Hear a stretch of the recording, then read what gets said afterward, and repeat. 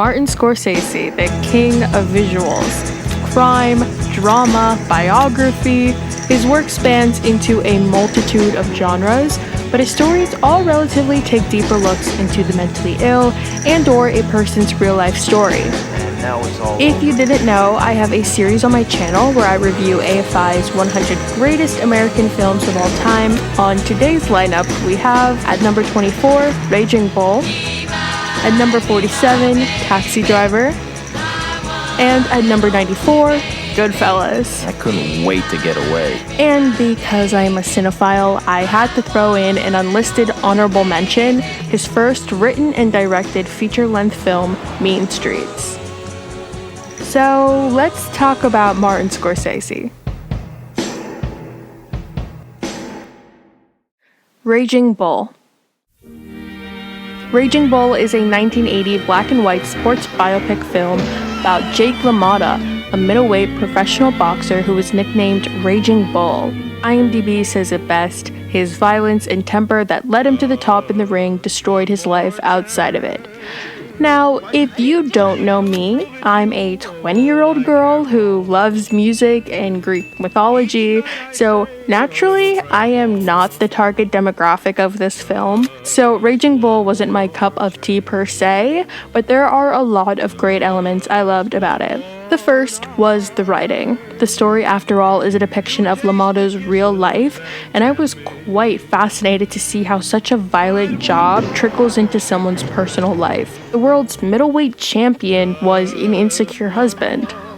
Robert De Niro's performance as Jake LaMotta was fantastic, and Joe Pesci stars as LaMotta's younger brother and former manager/coach.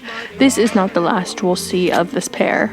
Though, despite the film's Best Editing Oscar win, I thought the pace was actually quite iffy and a bit drawn out, but that, I guess, is just what an autobiography is, since LaMotta himself wrote the book that inspired the screenplay. Real life has its mundane moments, and that's honestly what Scorsese is so great at portraying. Overall, I appreciate the depiction of a real and honest life, and I'm sure for a 1980s film and the male/husband stereotypes that came from that time, it must have been quite shocking to see LaMotta's insecurity when it came to his wife, Vicky.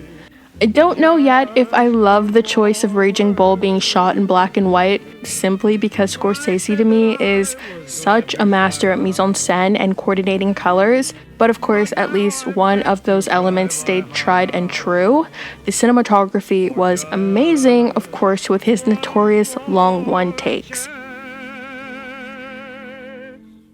Taxi Driver. Taxi Driver is about a mentally unstable veteran, Travis Bickle, who works as a nighttime taxi driver in New York.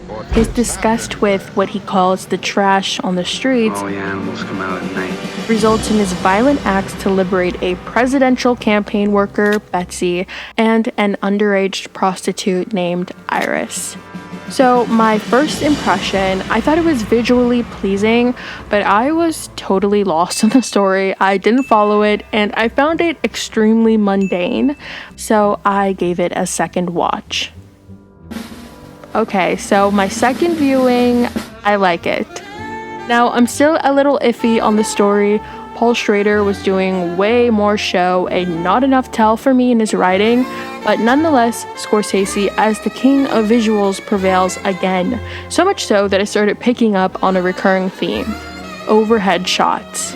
There were quite a few overhead shots, all symbolizing Travis receiving something: a job at the cab service, snacks for a movie, a date with Betsy, 4 different guns.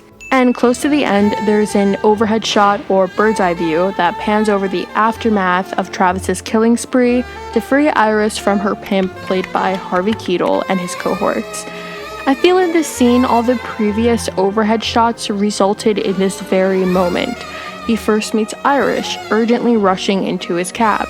The movie he got snacks for was one he later brought Betsy to that made them quote-unquote break up, which drove him to find Iris, the new subject he tries to liberate. Then there's obviously the overhead of the guns he used during his killing spree, so I found all of those choices to be really intentional. Also, the color coordination and palette of the entire film was spectacular. It bounces between a primary color pattern to a more bleak, yellow and green pattern like Travis's apartment and a lot of his late night fare conversations. Yes, I am. There's also a color pattern in the wardrobe. Specifically at the Palatine Little headquarters, Betsy almost always wears red, and if not, at least either blue or white, so basically the colors of the American flag. And her coworker Tom also always wears red, but with a combination of other primaries, like blue here or yellow here. Travis's wardrobe is almost always of him wearing his green or beige army jacket, but whenever he meets with Betsy, he always wore red, like he was trying to blend into her world. I also found that his initial attraction to her and on their first diner date, she was wearing red, and the scenes where he first properly talks to Iris, the young prostitute, and then on their first dinner hang, she too wore red.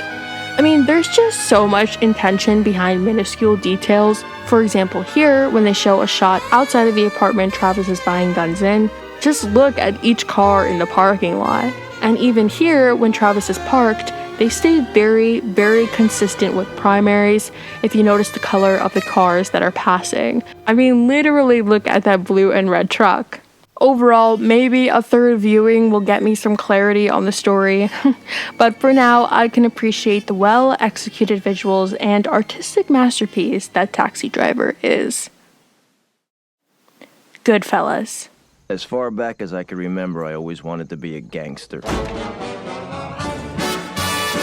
Goodfellas is a narrative storytelling of Henry Hill's life and his life in the Italian-American crime syndicate.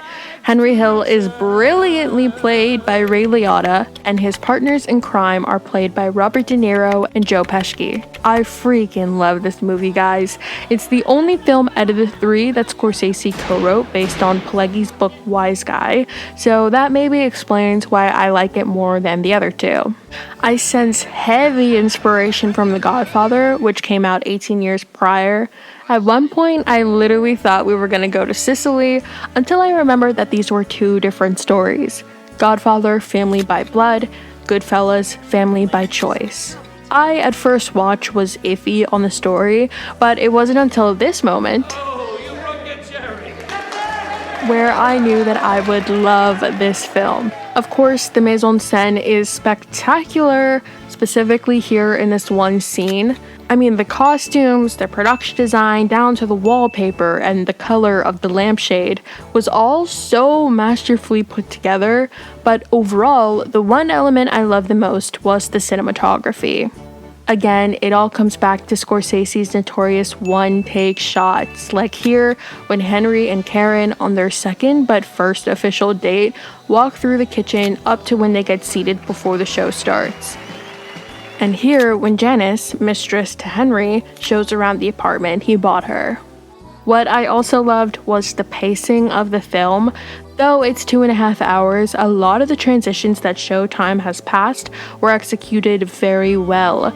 Specifically, the storyline with Karen. It was ridiculous. In the beginning of the film, when Karen is introduced, their first blind date is nicely transitioned into the second date when Henry ghosts her. That was the span of 1 week told in 3 seconds. I also love the transition from what seemed to be a couple of weeks of dating to their full-blown Jewish marriage. In the later half, they had a more real-time pacing where we followed Henry cooking, getting rid of guns and drugs, and being paranoid about a helicopter following him, up until the point he gets busted by the cops and arrested. This takes place all in the span of 15 hours from 8 a.m. to 11 p.m., and the narration combined with the timestamps was such a smart editing decision, so it's no wonder Thelma Schoonmaker got an Oscar nom for her work. Overall, I loved this movie and could probably talk about it for a few more hours. And lastly, just for fun, Mean Streets. Mean Streets is Martin Scorsese's first written and directed film. It was released in 1973 and is arguably Scorsese's first classic. I thought it was a really interesting first film that followed an American crime drama storyline. At times I was a little confused on the story. The pacing was a bit lost in some parts, but this movie, as the fourth Scorsese viewing, I'm starting to understand that most of his films are really mainly character driven versus plot driven, and there's usually a lot of them as in characters. There's Tony, Michael, Giovanni, Johnny Boy, and the main focus, Charlie, played by Harvey Keitel. Now, the plot here is simple. A guy tries to help out another guy who's in a lot of debt with a sea story of forbidden love. At the end of the movie, we don't even know if Charlie ever gets the restaurant that for the whole movie he's been panicking about and trying to keep his forbidden love forbidden so he can get this restaurant. I'm sorry, I didn't mean that. Let's just say there's a lot left in the air, and just like my thoughts on Raging Bull and Taxi Driver, the story is a bit mundane. Yes, there's fights and partying and more fights, but this lacks an engaging narrative structure. Now, with that being said, Martin Scorsese never disappoints with the mise en scène, especially not in one of his first films. Everything on screen is always perfect. The composition, the production design, costume design. If there's one thing I've noticed between a lot of directors' first films, is the color scheme of primaries and green. This is now the third director who is attentive to this in their first film. There's Wes Anderson's Bottle Rocket, Catherine Bigelow's The Loveless, and Martin Scorsese's Mean Streets. But now, after watching Goodfellas and Taxi Driver, Scorsese continuously uses this color scheme in those films as well. Overall, not much to say. I thought the movie was definitely a stepping stone towards the making of Goodfellas. I think Scorsese dominates in the niche of crime and gangster mafia drama, and he has a tried and true formula that was executed perfectly in Goodfellas, and over the course of the years, later into Wolf of Wall Street. So if I were to rank the three of Scorsese's films, it would be Goodfellas, Taxi Driver, then Raging Bull. While I enjoyed Raging Bull's story a little more than Taxi Driver, I think the lack of what makes Scorsese such an icon, his color coordination and palettes, is why Raging Bull ranks less. And for the kick of it, Mean Streets would be on the same level as Raging Bull, but only because I love Harvey Keitel. So basically the opposite order of the American Film Institute. So what's my consensus on Martin Scorsese? Well, he is an auteur, a filmmaker who sticks to his niche and does what he does best. He is the king of visuals. But terminologically correct, he's the king of mise en scène. That's the composition, the production design, lighting, costuming, and hair and makeup. I've noticed he loves his live performances, his depictions of family or loneliness. He's meticulous with his color schemes, loves the color red and recurring locations, and we can't forget the multitude of various ties. If you like this video, it was like an unofficial director digest, a series I have where I compare a director's first, recent, and most popular film.